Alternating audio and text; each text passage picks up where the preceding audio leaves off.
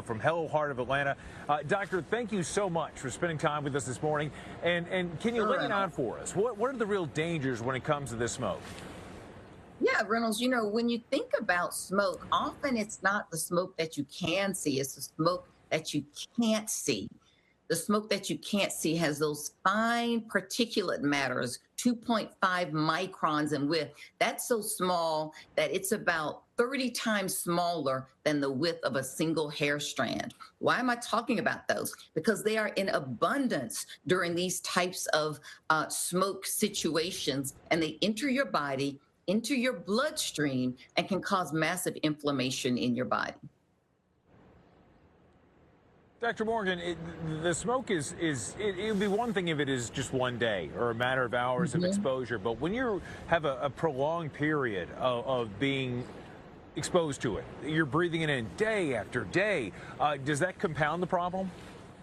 It absolutely compounds the problem. And what are we concerned about? We're concerned about heart disease, heart attacks, strokes. If you have any symptoms of feeling confused or difficulty speaking, stroke issues, drooping on one side of the face, or limpness of an arm, these are all concerns because of that very, very fine particulate matter combined with the heat of the summer in July in New York and other cities. This actually is a 1-2 punch for the body, and we want to make certain that people are safe. If you can, find an N95 mask and put it on. It needs to be an N95 or KN95 because those are the masks that block that fine, fine particulate matter. The cloth mask will not help with that.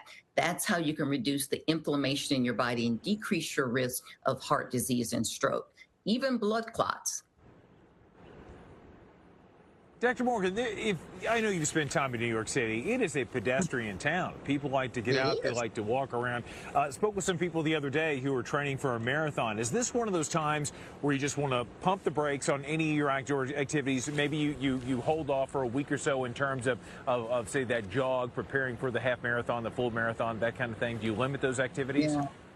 I don't know if you saw my eyes stretch widely. This is definitely not the atmosphere to train for a marathon. Why? Because not only is it hot, but you also have this smoke and this particulate matter. And so what happens when you combine those, that 1-2 punch, you're breathing in more, you're taking bigger breaths, you're taking more frequent breaths. So you're increasing your risk more than the average person who's not outdoors and who's not exercising. If you can, try to stay indoors, seal the windows and the door frames. If you have a HEPA filter, keep it running in the house or in the apartment.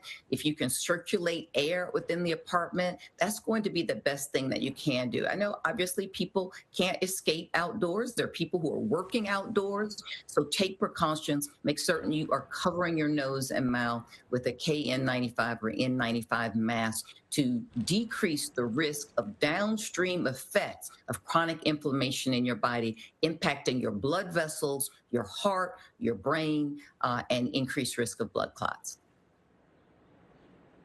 Dr. Morgan, you can't see it from your vantage point, but we just had a runner that just came by a short while ago. I almost pulled her aside and say, you need to listen to Dr. Morgan. You need to get some learning going on.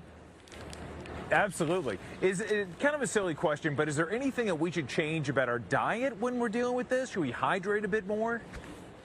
No, that's such a great point. So in these types of environments, meaning really just the summer, yes, it's really important to stay hydrated. Why is that? Because your heart is working harder in the heat and then is working even harder in an atmosphere where there is smoke and you're deprived of oxygen. So it is important to stay hydrated, give yourself a chance to really be healthy in this environment. Try not to move around too much outside.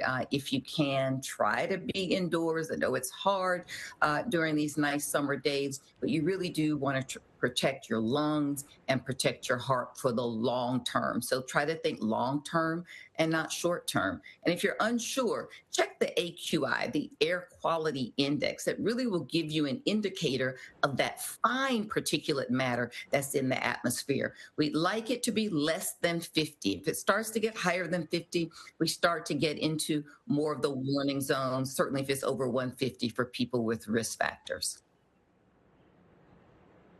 America, she is not just a good doctor, she's the best doctor. That's right, Dr. Jane Morgan of Hello Heart of Atlanta. Really appreciate your time today.